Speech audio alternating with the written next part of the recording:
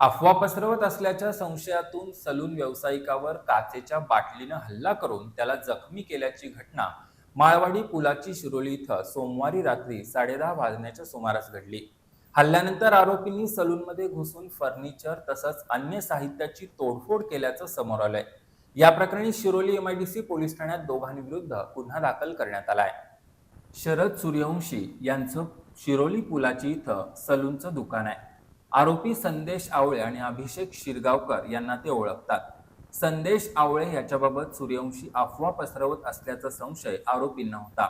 याच कारणावरून सोमवारी रात्री हनुमान मंदिराकडे जाणाऱ्या रस्त्यावर संदेश आवळे यानं सूर्यवंशी यांना माझ्याबाबत अफवा का पसरवतोस असं विचारत काचेची बाटली डोक्यात मारल्याचं फिर्यादीत नमूद करण्यात आलंय.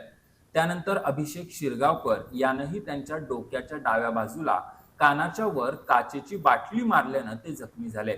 हल्ल्यानंतर सूर्यवंशी यांनी तिथून पळ काढत घर गाठलं. मात्र आरोपींनी पाठलाग करून शिवीगाळ केल्याचा आरोप आहे. त्यानंतर दोघांनी सलूनमध्ये घुसून फर्निचर, आरसे आणि अन्य साहित्याची तोडफोड केली आहे. तसंच चार्जिंगसाठी ठेवलेला इर्शाद येळापुरे यांचा मोबाईलही मिळून आला नसल्याचं तक्रारीत म्हटलंय. या प्रकरणाचा तपास सहाय्यक पोलीस निरीक्षक सुनील गायकवाड यांच्या मार्गदर्शनाखाली पोलीस हेड कॉन्स्टेबल माने करतायत. गुन्हा दाखल करण्याची कार्यवाही पोलीस हेड कॉन्स्टेबल शिंदे यांनी केली.